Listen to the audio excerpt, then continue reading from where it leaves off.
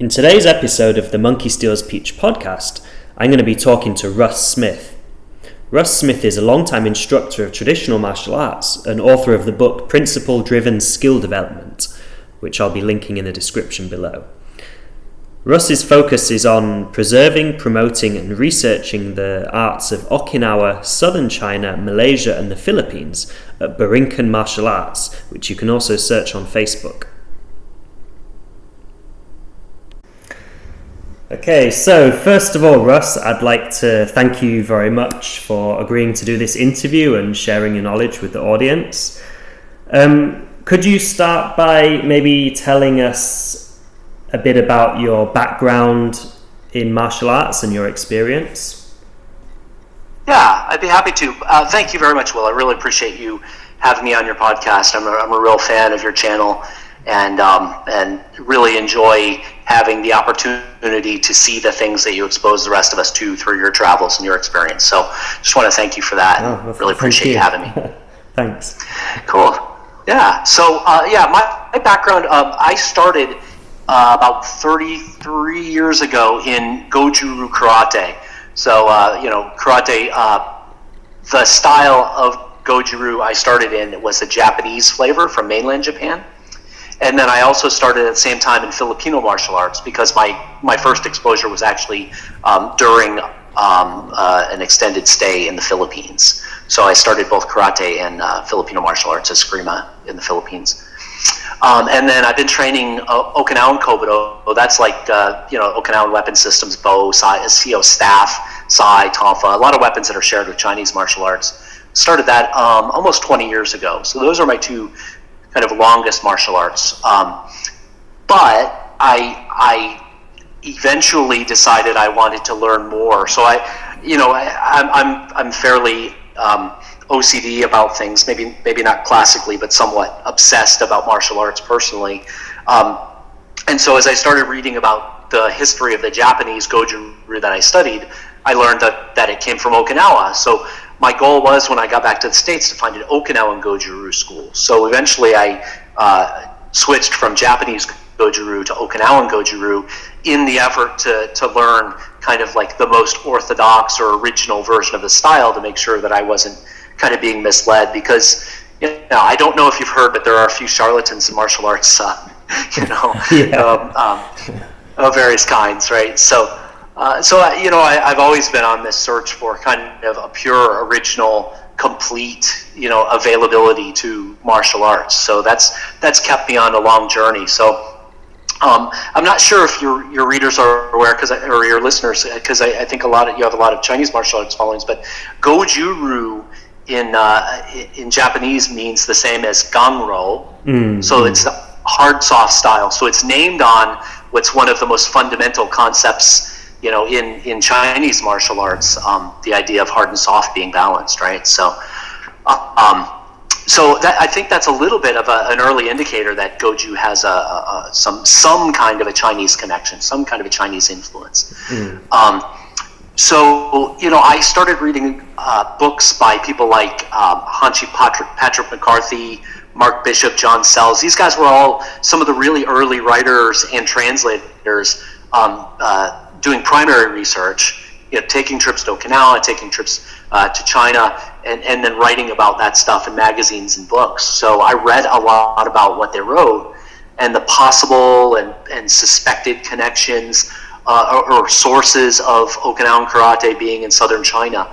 And so I thought that was pretty interesting. And a lot of people know Patrick McCarthy by way of a book that he translated that he found from an Okinawan teacher, a Goju-Ryu teacher originally, I believe. And it's called the Bubishi. Now, there's two Bubishi. This is not the massive older one that's common in China that talks about warfare. This is actually a Chuanpu. I'm sorry, my pronunciation's probably not great. It's fine. It is okay. Good enough. But the idea is it's a book that was handed down among Okinawan masters that seems to be an old book on the history and philosophy of White Crane and some Lohan as well. So that was a really fascinating find and he translated it and has done more and more research over time on potential avenues for its introduction from China to Okinawa. So highly recommend any of the editions of the Bubishi translation by Patrick McCarthy. So that really stoked my interest. I mean, I really wanted to go from Okinawa now to learn more about the history of Goju in China. So one of my Goju-ryu teachers, one of my early opportunities to train in any Chinese martial art was one of my Goju teachers had learned some feeding crane from Taiwan. His name is Sensei Kimo Wall. So he started teaching some of the feeding crane Jiben Gong when he would teach Goju to his students. So I learned a whole series of these short power development exercises from him early on. So I thought that was really fascinating. So I got to train a little bit of feeding crane through him. And then I kept looking locally for more Chinese martial arts, and I found a local 5 ancestor teacher in the Chi Kim Tong lineage, and his name's Nigel Poulton. So he taught me, introduced me to his teacher. I got to learn some of that style for a while, and then through online sources, I actually met Sifu Eric Ling in Sarawak, Malaysia. So we spent years. He had forums. He put out tremendous amount of Southern Chinese martial arts videos online. He ran a blog for a while and a message board, and really had a wonderful time exploring, kind of Southern Chinese martial arts from him, such that when he put on a Chinese martial arts event in conjunction with the government of Malaysia in 2007, I was invited to come be kind of a foreign participant on the expert panel as the karate guy. Oh, wow. So I actually got to go over there and touch hands with a bunch of the masters in different styles, including some famous people that I had read about, like Chung Cheng Long in Phoenix Eye book from Don Drager. Like that, I mean, that's just like meeting your heroes, right? When you meet these guys that are in these books. So that was fascinating. By the way, he was just a real gentleman, really skilled, wonderful guy. I got to do some demos at his school on the steps up to Keklok-Si. So his school was kind of at a shop on the steps as you go up to Keklok-Si, where there's these gorgeous statues and stuff. And so I just really had a wonderful time in Malaysia, spent 2 weeks there with my wife, got a chance to not only train more deeply in White Crane with Sifu Eric Ling, and both ancestral and Shaolin Crane and Tai Su Chuan that he practiced, but I also got to touch hands and be and we would call the uke, the receiver. I got to be the bad guy in a lot of the demos and with the master. So I actually got to touch hands, which was really fantastic. So really enjoyed that trip. And then the following year, I actually brought Sifu Ling over to the States, and he stayed at my home for a while. And we did. I got to learn from him more over here. We went over to California and met with folks at Plum Pub to talk about some projects, and Gene Ching over at Kung Fu Magazine. And so had a good time there, learned more about Crane, which was really excellent, really opened my eyes to some things that I'll talk more about if we get to it. But then I met Sifu Mark Wiley, and actually he introduced me to the more widespread version of 5 Ancestor Fist, which comes from Kai Yu Ming or Chua Gyak Beng in the Hokkien pronunciation of my Sigong. That lineage is passed down in the Philippines. So that's the Beng Kiam lineage. And so I've been training in that since I met Sifu Wiley. So that's where I've spent most of my time learning 5 Ancestor boxing. And then from there, I also started studying White Eyebrow from Sifu Simon Louis here in the States. And so I also practice that art. So that's a Hakka art, so it's a little bit different. Similar but different, and very interesting. But it's also another short arm art, short power, highly aggressive, that kind of thing. So I know your background is more northern arts, which I have very little exposure to. Most of my exposure has been kind of in the search of southern Chinese martial arts. Yeah, well, that all fits. Right. That all fits a cohesive pattern with the Okinawan stuff as well, doesn't it? So it sure does. Because as far as I understand, I don't speak a lot of Japanese. My goal was to actually learn to read and write Chinese, so I could have some ability to read the kanji in Japanese, but also have some ability to read Chinese as well. But but my understanding is, that Okinawa has had a strong relationship with Fujian for several hundred years. So there's been trade going on between those cities, the cities of Naha and Fuzhou, and there's a Fukushuen, which is a Fuzhou Park in Naha as a commemoration to the friendship between the cities. So there's been a long-standing relationship between Okinawa and southern China. So I also had a little bit of exposure to Taiwanese ancestral crane through a friend of mine that studied Yang Juingming's system here in the States. And then you and I share a friend in Sifu Dominic Lim in Singapore. So, he's a Taizuchuan master, and he's a good friend of mine at this point. So I visited him a few times, and we've been friends for a long time online, and he's just a fantastic guy. So, so yeah.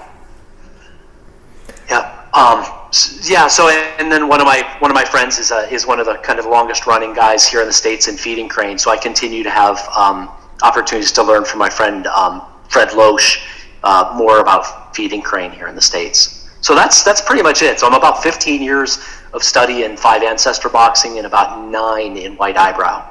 Ah, okay. And so with Sifu Eric Ling, you were doing mostly the calling crane, is that right?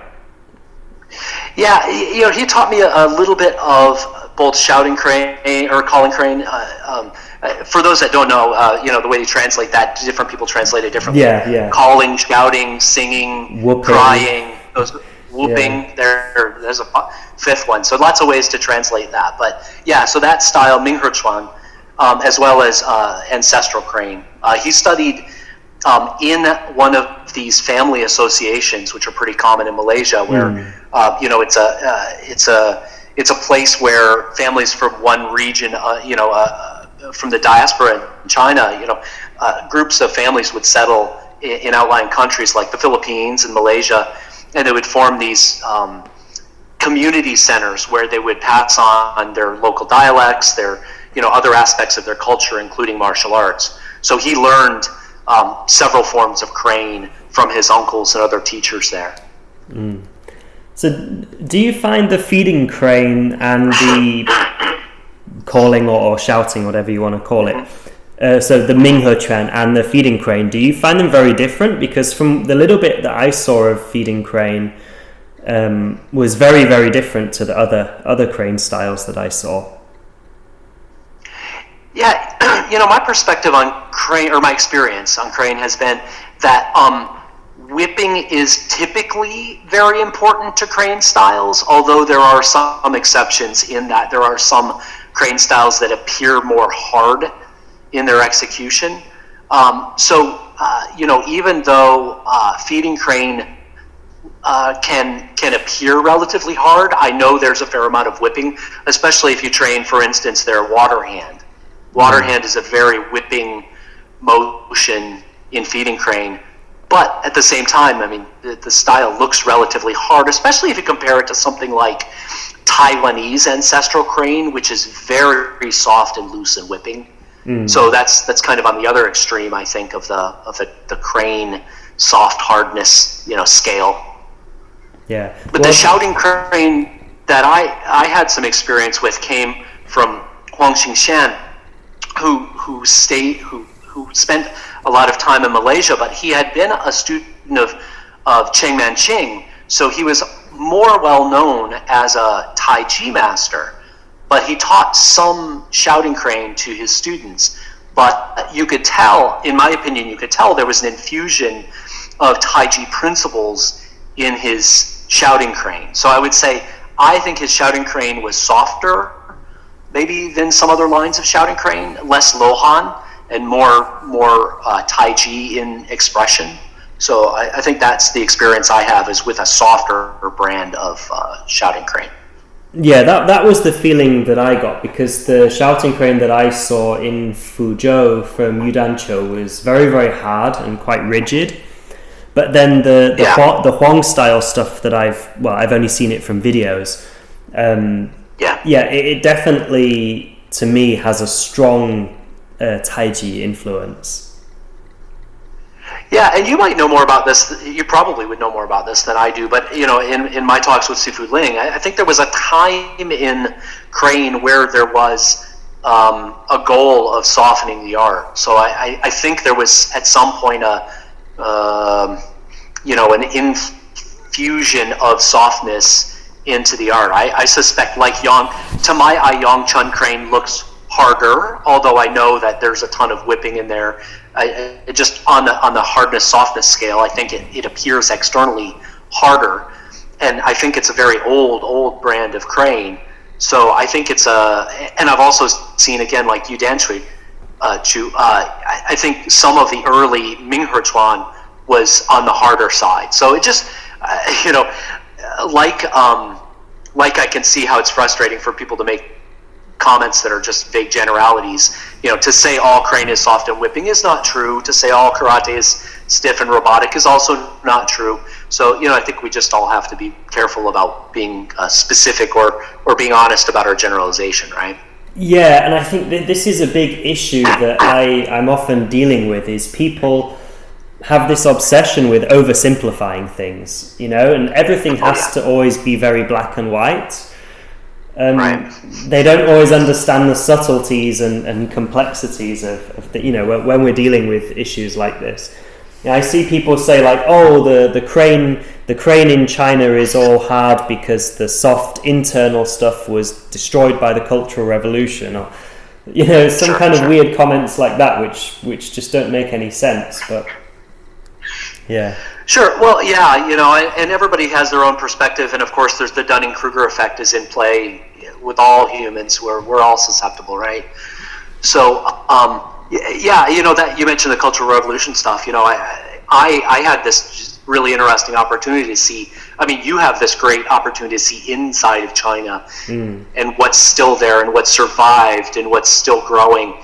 And through Sifu Ling, I learned about how people migrated out of China and brought their martial arts with them, and saw really good high quality martial arts, both in my Philippine lineage of 5 ancestor boxing, as well as all of these arts, these Chow Gar, Chu Gar, Tiger boxing, Phoenix Eye, all these Crane and other styles in Malaysia. So really impressive to see how martial arts as a cultural meme have been able to survive. And of course, everybody's perspective is different. I'm sure there are people inside China who say, the martial arts outside of China has lost its essence, it's watered down, whatever.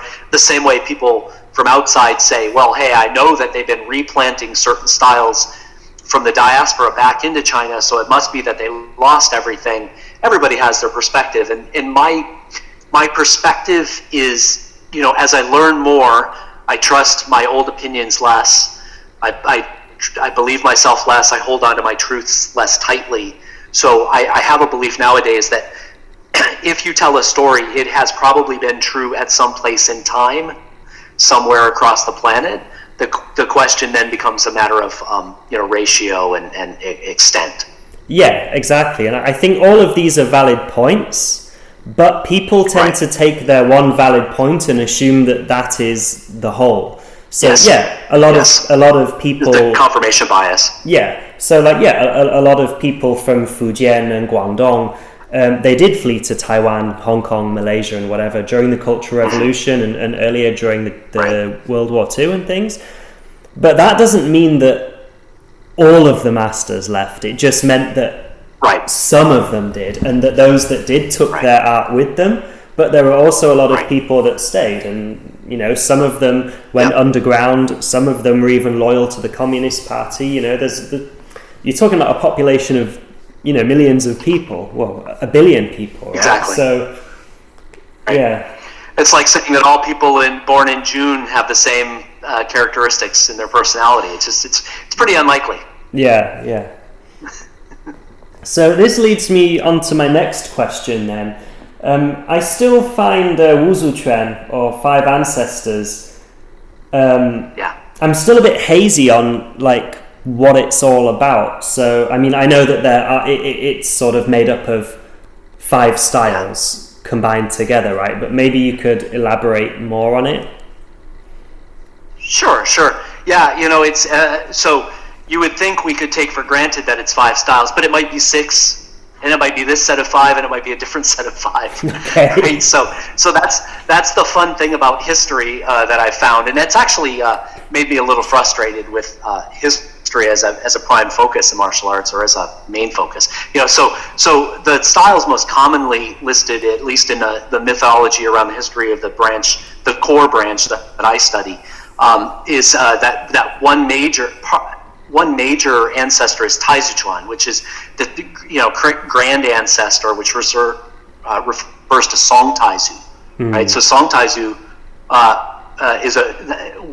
is attributed with creating a very popular northern style. So the idea that transferred down to the south and became a core art is pretty interesting as a historical study alone. And then the second art that most people talk about is White Crane, which I think there's a clear indication that White Crane is a core component of the art. Many of the hand techniques in the art look like they came very directly from White Crane. Lohan is another attribution. You could probably describe better what Lohan refers to than I could, if you want to take a minute and kind of give people a generalized idea of Lohan. Oh, well, that's a difficult one, because you've got Lohan in the north of China, which is the stuff you'd probably see videos of Shaolin monks doing with the the really exotic postures. And then you've got southern Lohan, which the one interview that I did was the incense shop boxing. That's one particular Lohan.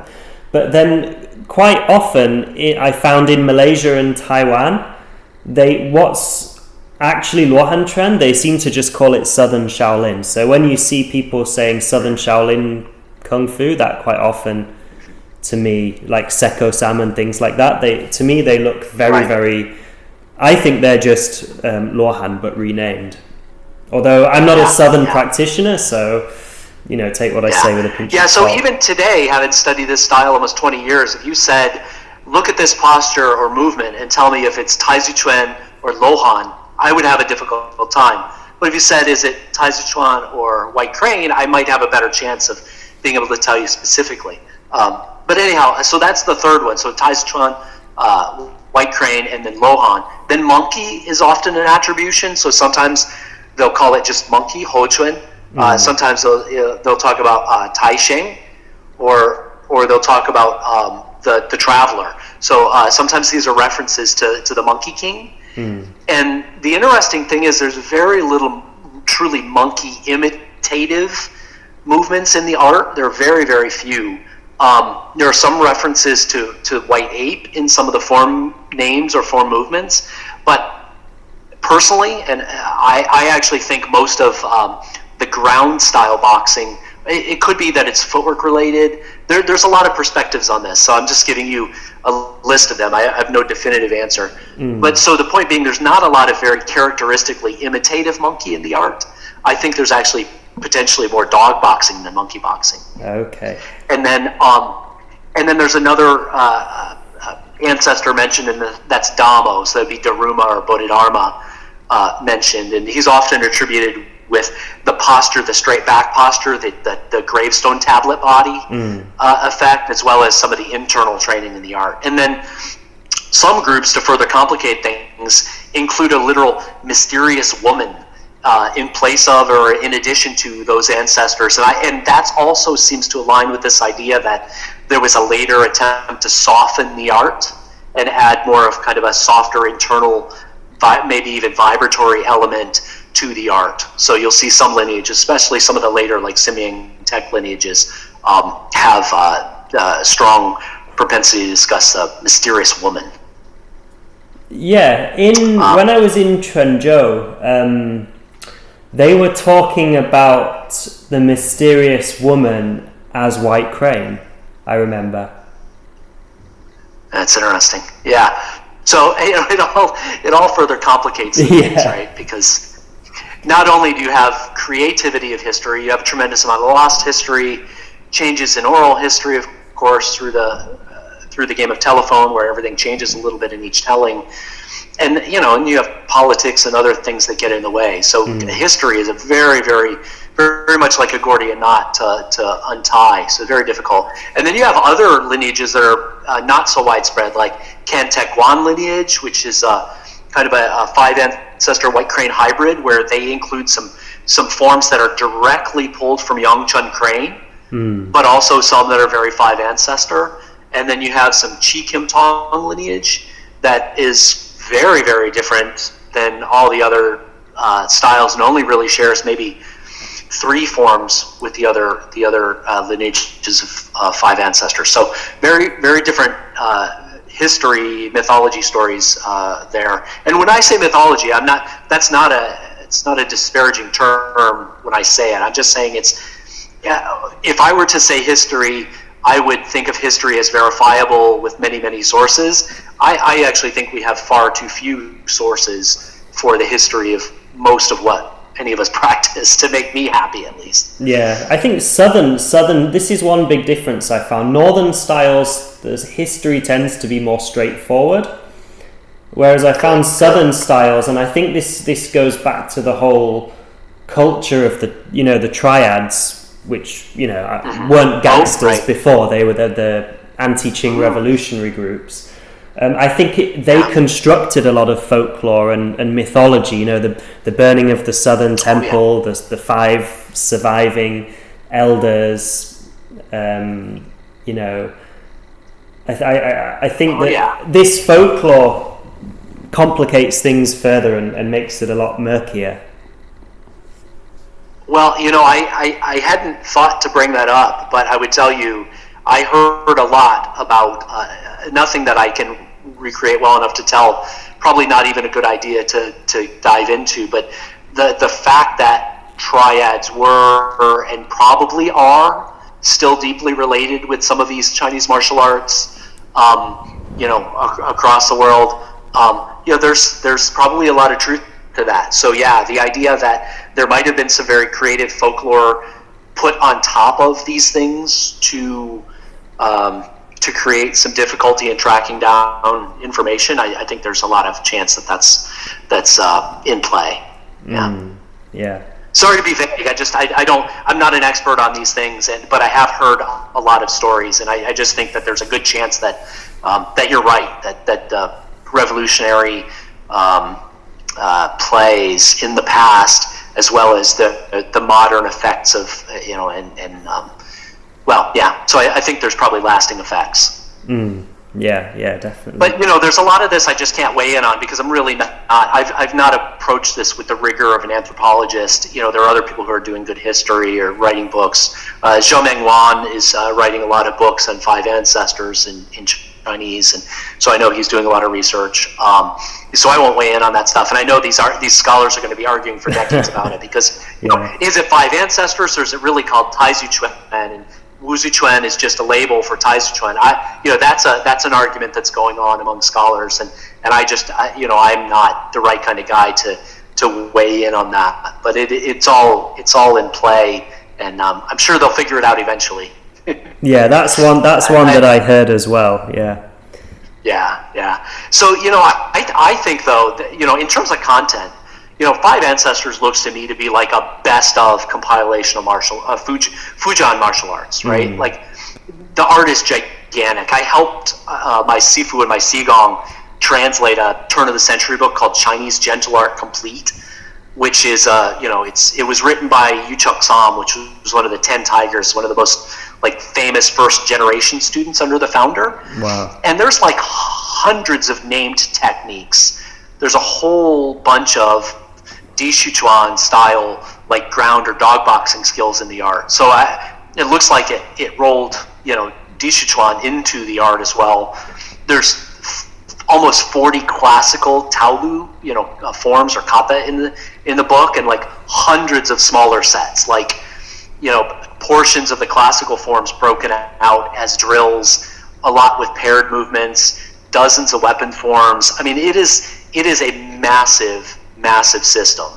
Of every book on forms I've seen has at least 50 Taolu listed, and there's a lot of similarities. So it seems like at least the classical forms have a real consistency, at least for about 150 years. But it's a huge style. I mean, it's just tremendously large. So I think, from the perspective of how it's taught historically, I think it was typically taught that Sanzan was the first form. Usually then your next form was 20 punches, and that was to develop your diamond jing, or your single-sided, hip-driven punching power. And then from there, the art was more tailored to your body style or your goals or those kinds of things, because then they could say, well, you're a woman, or you're small or something, so you should become a white crane or a monkey specialist, so these are your forms, or you're a big tall guy, so you should learn more Lohan and Damo style movements, or those kinds of things. So that seems to be a part of how the art was taught in the past. Another interesting thing about the art is most of the solo forms, most of the Taolu, were taught with a feeder side as well. So the two-man forms usually weren't mostly separate. They were actually a feeder side to the existing form. So you'd be taught kind of application principles by exploring the feeder side of each form. Okay. So that then leads me into my next question then, which is Sanjan. Because one thing that I found was that all Fujian styles seem to have Sanjan, a form called Sanjan, or Babulian, right. or sometimes in the Hakka styles they have slightly different names, but it's essentially the same thing. But what's interesting is they can look so different from each other. So maybe you could explain what Sanjan really is all about. Sure. I mean, I'll do my best from my perspective, right? From my exposure, I've learned, boy, I haven't counted lately. I've probably learned 10 different versions of Sanzan from either different arts or different branches within those arts. What seems to be important core material. So let me start with Goju-ryu.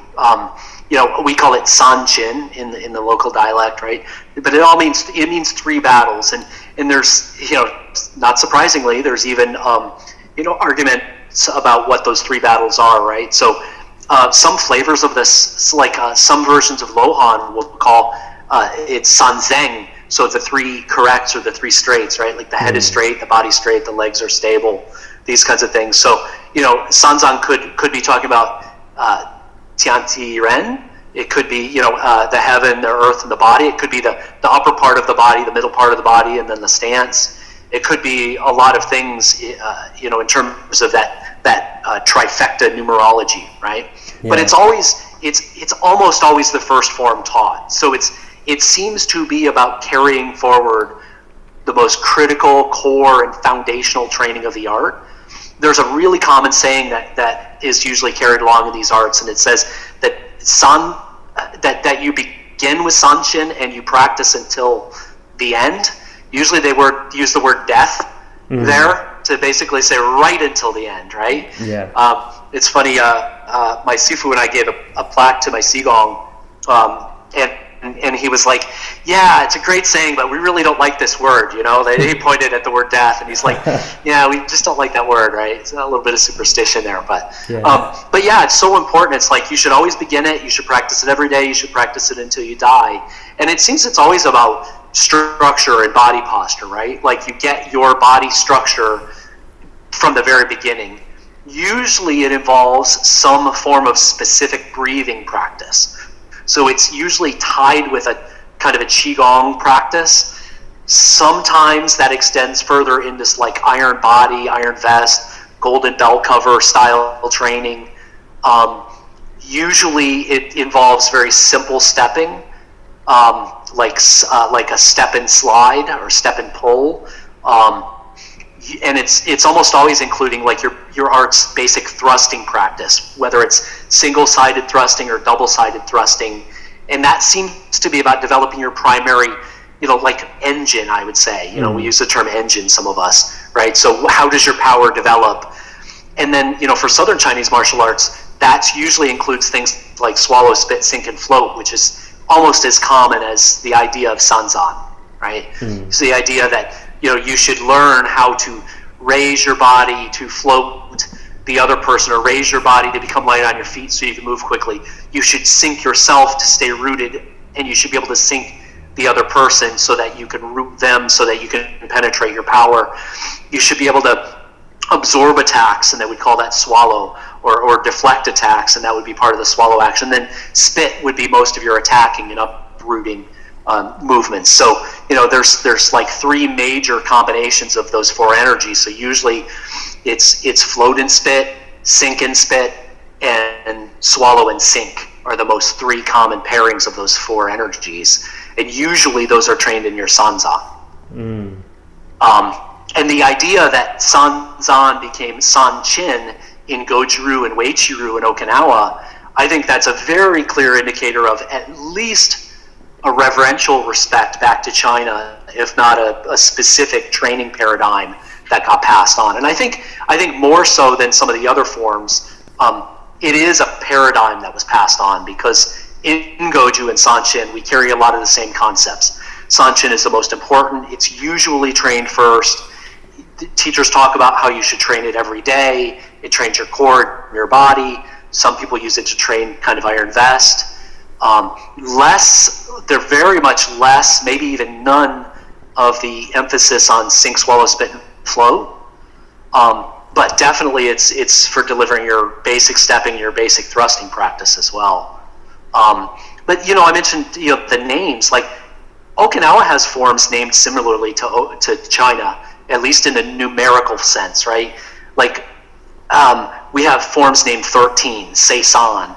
That could be the two theories around that are, well, maybe it's based on like Shursan Taibao.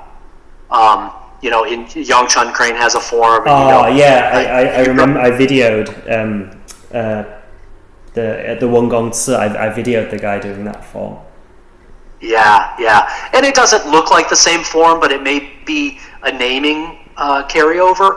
My personal theory, my personal pet theory after training 5 ancestors is that it might be a contraction of the idea of Shizi Sanzan.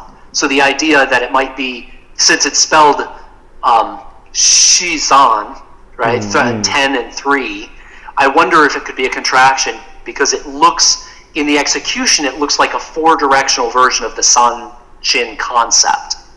So that's a kind of a pet theory of mine that I've been thinking about for a while. But there's also other forms like 36, 54, 108. There are forms by those names in Okinawa, and while they don't look similarly at all to the ones in China that I've seen, at least the naming concept has come across. Strangely, though, there are no Okinawan forms named 72. So, like in 5 ancestors, there are pairings of forms like 36 Desat, like the earth demons, and 72 Tiangong, the 72 heavenly celestial beings. Like those are pairs of sets, and of course that equals 108. So even though 5 ancestors doesn't have a 108 form, it has 2 forms that comprise the 108. And in Goju-ryu, we have a 108 form. In Uechi-ryu, they've tried to find and repopularize a 108 form that they've brought in from tiger boxing. So anyhow, there's numerology involved, but most of the other Okinawan forms studied they don't have kanji associated with them that are known to be correct. So they either lost the actual characters in the transmission from China, or they never had them, or there's just attribution based on oral teachings and that kind of thing. So it's very difficult to trace these things. So I don't know. Did that help with Sanzan? I mean, essentially, it's core training to the art. It's essentially some of the like an abridged version or distillation of the most important concepts of the art. Like a structure form might be in some northern styles, like they use the Ja concept of structure. That seems to be a part of it. It's interesting because one thing I've noticed is that in Fujian styles, especially, you begin. So Sanjan is the first thing you learn, and it has all the stuff like the breathing, and it's almost like a Qigong set, I guess you could say. There's a lot of internal stuff. It's typically, yes. So in northern styles, Qigong. This would be like the advanced level. So it's kind of like you start your training where we finish our training, if that makes sense. Interesting. Oh, sure. I mean, yeah, people like to say things like, many paths up the mountain, but only one summit, right? Yeah. I mean, some art start soft and move to hard. Some start hard and move to soft. So yeah, that would make a lot of sense. And certainly there are plenty of arts that their qigong is an external concept, right? So the art is a fighting art, but they bring in like a Baduan Jin, or they also practice Tai Chi, or they have some Heigong or Neigong exercises that are taught as part of the warm-ups for the art, but they're not necessarily directly related with the fighting movements. Yeah, so I it just find depends on the northern style. styles tends to be more like that. Yeah. So yeah, we don't in Okinawan arts. We just don't typically have separate breathing exercises so much. Certainly there's some like, oh, now we stop and do some deep breathing, but it's usually not more complex than that. Okay.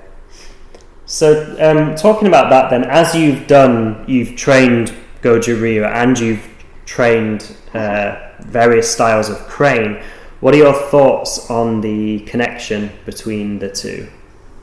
I know this is a very big topic. It sure is. Yeah, it's a really popular topic as well. And I was led in this direction, like I said, by some of the things that Patrick McCarthy had presented, and some of his work was based on the materials some of the other Okinawans were doing in their exchanges with Fujian. So, Masahiro Nakamoto and Iken Tokashiki are some Okinawans that have done some travels to Fujian. Tokashiki Iken actually brought one of the great-grandsons of the founder of Shouting Crane to live and teach in his dojo for months, to teach Shouting Crane to some of the Goju people. And Nakamoto Sensei, the Bambukan, he studied Dishuchuan in Fujian and brought it back to Okinawa and still teaches it to some of his students. So certainly there's a lot of Okinawans as well who are interested in this. So, in different Okinawan styles, and certainly in Goju, partly because of the excitement about potential connections to crane, different people that practice hakutsuru forms, they call them. So hakutsuru is just a Japanese way of saying white crane. Other ways they say it is like paiho or hakaku or hakucho for white bird. These are all names of forms in Okinawa that are all created that kind of look crane-ish. They have spread wings to the side with the fingers out. But they're typically done with a very karate-like energy, right? Because they didn't study the jiben gong of the style, just kind of an external form. There's like a lot of the crane whipping is non-existent in these, and of course it could. We already talked about why there are different reasons different cranes have different energies, but it really seems like this bubishi, Okinawan bubishi, was a shouting crane in Lohan manual. So some of the masters, like the founder of Goju-ryu, he had the book. He based the name of the style Goju-ryu on a poem found in this bubishi. So there's definitely this reverence to China in Okinawa. There's a settlement in Naha, Okinawa, called Kume, where back in the 1300s, a number, it's these supposedly 36 Chinese immigrant families came to settle in the Ryukyu, and they probably brought with them martial arts. So there's long been this real reverence for China in Okinawa and Chinese culture and these things. So certainly that, I think, infected the population as kind of a multicultural, somewhat Chinese, somewhat Japanese culture in Okinawa. So there's definitely that kind of background influence. I think of that as kind of general background noise or context for this question. There's at some point there was a guy, Wu Xianku, who was a shouting crane boxer. He went by the name of Gokenki. He was a tea merchant who came over to Okinawa and lived there, and taught in some of these. There was these study groups of some of the old Okinawan masters, or some of the people to us they're old now because they're in the past, but these were people who had lost their teachers, who were trying to get together with other senior people, and they formed these study groups. And this guy was one of those people, and he didn't really leave a lasting school in Okinawa, but he taught Babulian to some people, so 8 linked steps he taught, the first shouting crane form. He taught Urshibasu to some people, and that became Mipaipo in some styles of karate. And then I think he taught the third form, Chongquan, middle frame. to some people, and I think that's the form that he taught like kind of halfway, or people forgot it, and I think they use that to reconstitute most of these white crane forms on Okinawa. They're all called like hakutsuru because there's a couple real characteristic movements. One's like crane searching for food, and you're poking with the fingers to the diagonals and stuff. And then there's kind of expressing 9 times with the back of the fingers. So there's kind of these characteristic movements that I think tell us that he taught about 3 forms in Okinawa to some people. But the interesting thing about this is I think that's the only clear connection, and I mean in terms of recognizable, verifiable style and form transmitted from China to Okinawa. So, and I think that's mainly Urshibasu, because I don't think Babulian might actually even be a late time transmission, like since the 60s or something, 50s. It's hard for me to know, but I know Urshiba was taught early enough to be included in some styles earlier than that. So, outside of those handful of forms, every other link to Okinawa or to China from Okinawa seems very tenuous. The stories about the connections between Goju-Ryu and shouting crane, I think, need bearing additional scrutiny and rigor because I just think they're very tenuous. You cannot find shouting crane forms in Goju. You just cannot. You can't squint hard enough. You can't drink enough whiskey to say this form is that form or came from it. You can do that with Nipaipo. You can say, yes, Nipaipo, I can see how these movements were misinterpreted to become Nipaipo from Urshiba. But you can't do that with any other form. And I think the same is also true, in my opinion, and I'll probably catch a lot of hate from this, but again, this is just my opinion as an amateur, so don't hate on me too hard, I'm not worth it. The same is true, in my opinion, with Weichi-Ryu. Before the connection from Goju-Ryu to shouting crane, there was a connection in Americans who went back to Fujian Wushu Association to try to find the historical connection to Weichi-Ryu, and they were put in touch. And actually, Will, on your group last night, there was discussion about this, about Chao Sifu, Zhou, who is a Huzunchuan as well as crane and other boxer instructor. Okay, that was this morning for me. So okay, I know what you're talking about. Yeah. So they're talking about that there, and in my opinion, even though Sifu Simon Lele, who's a friend of my teacher's, he went and studied these arts as well as some other arts and brought them back and taught their 108 form to Weichi-Ryu instructors who had oral history that said Kambun Weichi went to China and learned 3 battles, 36 hands, and 13 hands and 36 hands. So Sanchin, Seisan, and Sanseru, but didn't get to learn Super Rinpei or Yibai Lingbabu, right? This was from the Tiger style, right? From the Tiger style, Huzunchuan or Husingchuan. Yeah, who's respecting. I just don't see. I just don't see it. I actually think cross training is wonderful. It's been hugely helpful for me. But I just don't think that you can look into the remaining descendants of that art and find forms that are clearly precursor forms.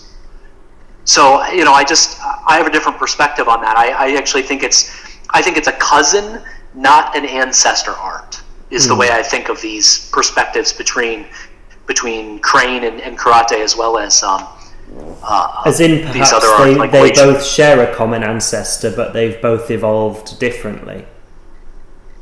Very much so, and I think we have good I think we have good reason to say there were indigenous Okinawan martial arts of various kinds, and even when Okinawans went to China or Chinese came to Okinawa and there was cross training, I don't think anybody decided to wholesale keep without modifying Chinese martial arts and teach them in Okinawa. I think there was modification that happened radically enough that you can't make the connections.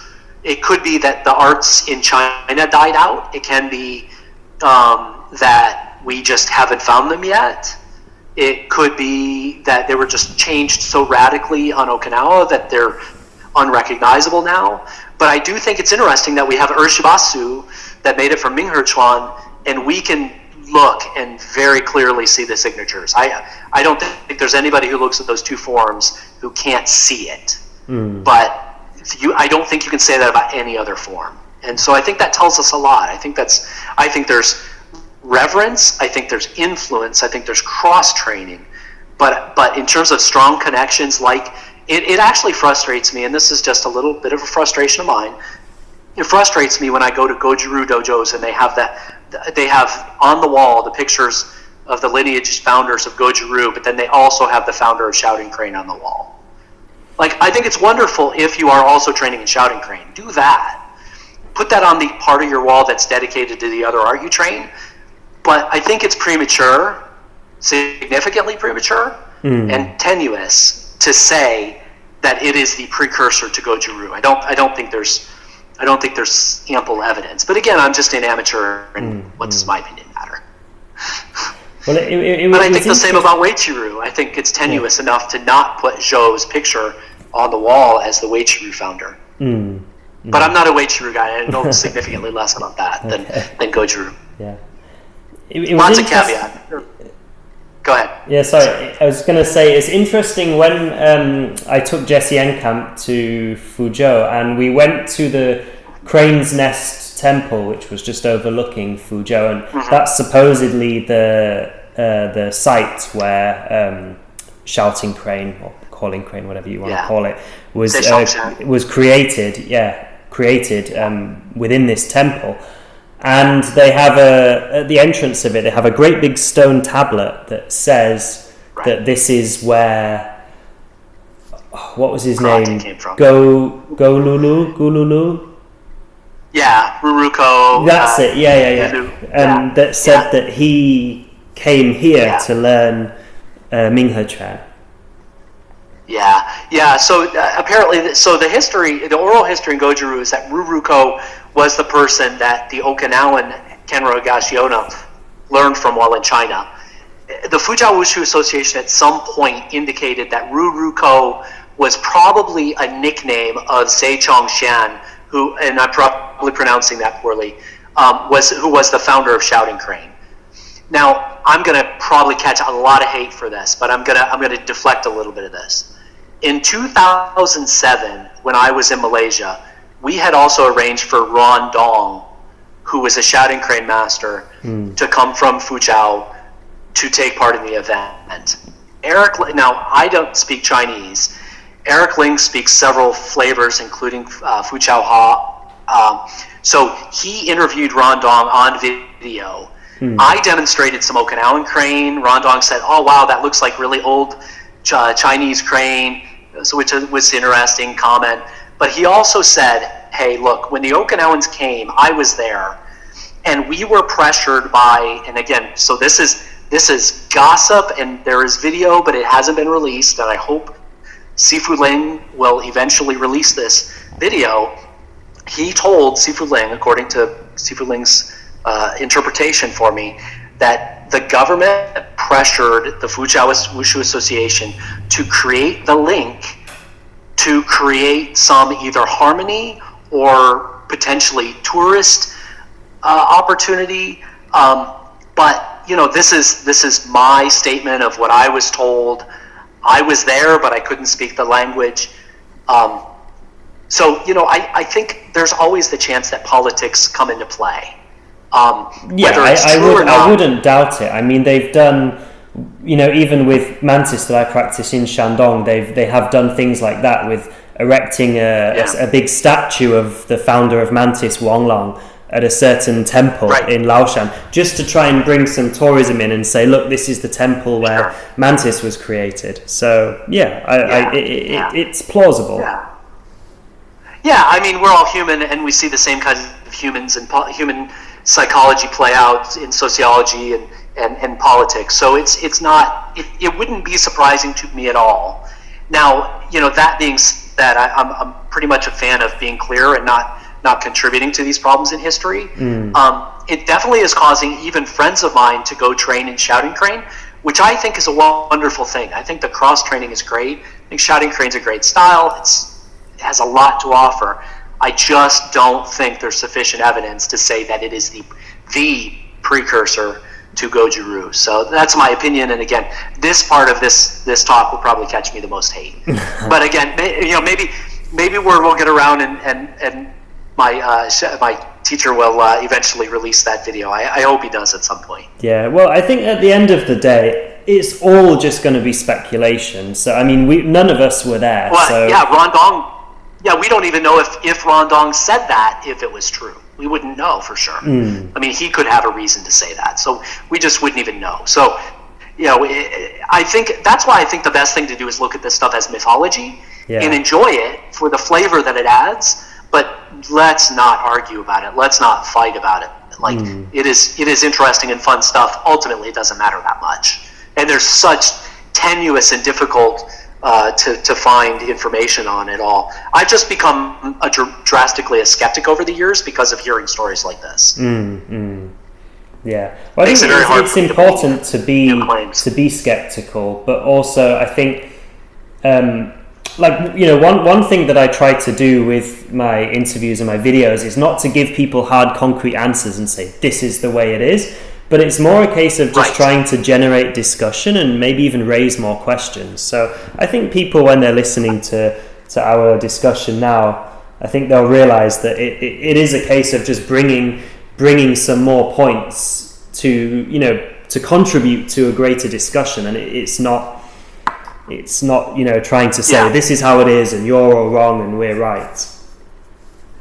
Yeah, I have no vested interest in that. I mean, I think bringing those points up, I think being a skeptic is an important part of being a good researcher, being a good scientist, being a good martial artist. So I think skepticism is actually good. I think you can become overly skeptical and not believe anything, and that becomes a challenge. But so hopefully people understand these are just perspectives and points, and me walking away saying I don't know, but here's what I've heard. Make your own choice, make your own opinion on it. Yeah, I mean, it is also interesting that one thing that I found was when I was in Fujian with Jesse Enkamp was that they were definitely very, very used to having groups of karate people coming, and it almost felt like they were going through the motions of, okay, we've got a karate person, let's show them the stuff. Especially in Yongchun as well. Yeah. Well, it's becoming very popular, right? And so, certainly McCarthy Sensei and some of the Okinawans have done this many years ago. I have other friends who have been on this path, Simon Laley, James Freeman, some of these guys who have done this earlier than I started on my quest. So certainly they are used to this happening, and I think it's becoming more and more popular. So yeah, there are people who stand to benefit financially. So but I don't give anybody a hard time about that, so long as they're being honest about the fact that they're presenting their art. Let's just not lie, right? I mean, some people have to put food on the table, right? So I understand that, but let's do it honestly, and let's not make the search for answers harder by being more creative with history than our ancestors were. Yeah. So I know you also wanted to talk on a completely different topic now. One thing that you're doing is you've got some ideas on teaching methods and principles of teaching martial arts. Sure. And I know you wanted to talk about that. Yeah, thanks. So I listened to your podcast. I listened to your prior podcast where you're talking about the Mabao Guo, the fight, right? And so this kind of thing affects all traditional martial arts, and it's actually very core to what some of my concerns are, right? Because even karate, maybe even more so, because it's very much a cultural component that is not all that necessarily important to be utilitarian about in the culture that it came from. Okinawans are very peaceful. Most people who train karate would tell you that it's part of something that they expect to do their whole lives. So it's important that it become kind of very holistic and be good for body development. These are sometimes peacetime effects in martial arts and those kinds of things. There's lots of problems with how martial arts are taught. So like you guys were talking about on the podcast, like that the actual training methodology is probably a hugely important part of why martial arts are in decline and have such a bad reputation today. So a lot of what my book talks about seeks to try to help with that problem, because I see that as a major problem. If you look into mimetics and how traditions are passed on, it's really, really important that you be able to replicate information into the future, or it will die. So if we don't help improve the reputation of traditional martial arts, they will die off. I mean, they simply will. I mean, you go to Okinawa, there are some children. There are very few people training from the ages of 18 to 40, and then you have the old guys who are doing this more for lifestyle purposes, and there's a large gap of people, and this problem isn't going away. It's only seeming to get worse. Yeah, it's the same in China as well. It's the very old or the very young. Exactly, and so there's no reason to hate on MMA or Krav Maga or any of these other things that are doing well. I think actually we have to look at ourselves in the mirror and go, well, what are we doing? What did we do? What did our teachers do to contribute to this problem?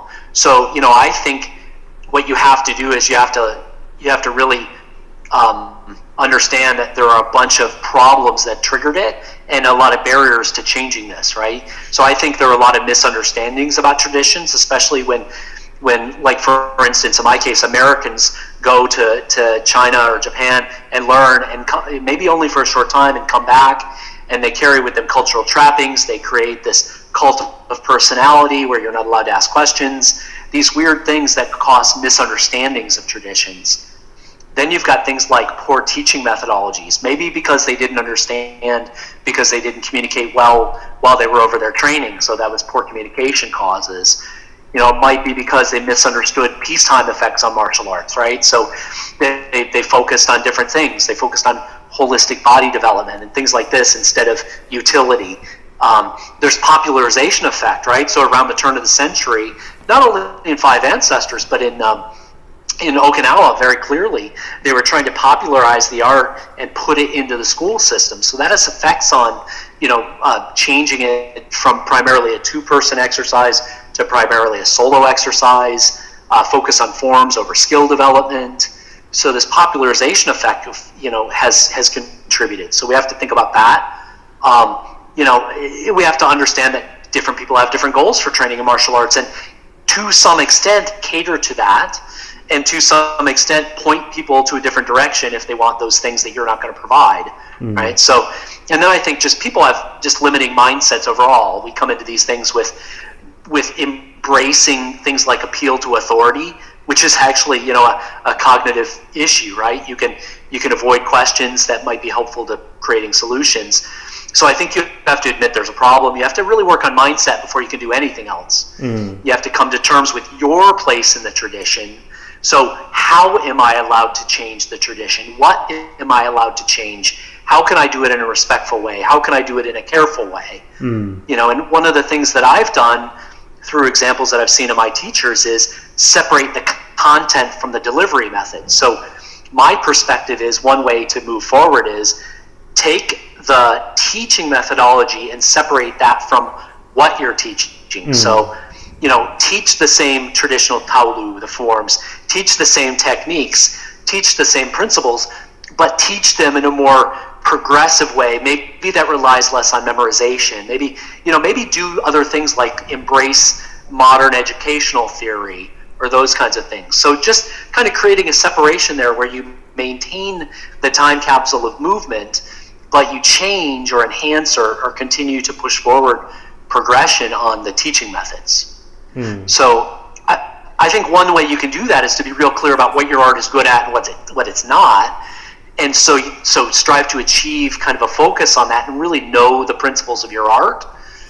And then also learn the skills of the educators, right? Look into what real teachers do. Don't just be a practitioner who also teaches. Teaching, like communication and leadership and other things, these are overlay skill sets. There are true courses of study and tremendous bodies of knowledge around being a good educator, around different styles of learning and different teaching methodologies and models that are really helpful if you're going to actually become a teacher. So I think when you go, if you can get through the mindset, if you can learn skills of educators, then you go look at your teaching model and then do things like minimize memorization and maximize skill development and progression. So I heard a great quote by Naval Ravikant, a modern IT guru. He said, memorization is a sign you don't understand. When you really understand something, you should be able to reconstitute the details at whim. And I think that's very true of a principle-driven approach. I think if you give people true understanding, then everything you're teaching them ultimately becomes examples of what you're really intending to teach, which is the core concept. So, you and Byron Jacobs talked about on your last podcast, it's all about the training methods, right? Yeah. So, if MMA people train in a certain way, don't necessarily just pick up their drills, but look at what they're trying to accomplish. They're not going to do day one drilling their whole life and simply say, if I do day one drilling forever, I will get better at it, and I can do anything if I do day one drilling long enough. No, they're going to say you do day one drilling, you get good enough at that to move on to day 2 drilling, and then you move on to day 10 drilling. But in martial arts, it's way too common that we do day 1 material for 30 years and wonder why then we can't fight. Yeah. So I think it just takes us using rational mindsets and modern analytical techniques to understand ways we can solve these problems. So, that's essentially what my book is about. It's about, my book is called Principle-Driven Skill Development in Traditional Martial Arts. And so it really focuses on two major areas. It basically tries to help explain the educator's approach, the learning process, and how that maps to skill development. And then it outlines a series of really clear English language, free of jargon, application principles. So these are strategies and tactics, mostly that are really common to Southern Chinese martial arts, but I've heard it said that this applies to modern military tactics, all kinds of things. So, there's a lot of universal value to most of these principles. There's just also a lot of focus on kind of looking at it from a Southern bridging perspective. So, the whole point of the book is to say, move on to the idea that if you give the students an understanding of why we do what we do, they can accelerate their learning, they can self-correct, and hopefully we can help perpetuate a higher quality of traditional martial arts to future generations. So that's what the book's about. And I would say, if that interests anybody, any of your listeners, I would say, my book is on Amazon. You can also get it on Kindle. We're translating it to German now. We've had a high degree of interest there. And then, I'm also working on an instructor's course that I'm going to be delivering in a manual and video format that can help people put together a very clear example, 36 lessons, 18 principles and skills on how to really apply it in a teaching framework. And so if people are interested, they can follow me on Burinkan Martial Arts on Facebook. Yeah, I'll be putting all these links in the description anyway, so people can just search there, and I'll put a link to your book on Amazon as well, so people can check that out. Thanks so much, Will. I really appreciate you giving me the time, and it's been really interesting, and I've really been appreciating getting to know you better, and have been following your channel for some time. So thank you for thank you, and thanks for sharing. This has been really really interesting and really enlightening, and I think this discussion is also going to help to put a lot of the interviews I did in Fujian into context. So I think it's all going to fit together very nicely. So thank you very much. Great. Well, I think there's a lot of research left to do and a lot of cross training left in the book. So it'll be a fun future. Yep. Thank you. Thanks. Take care.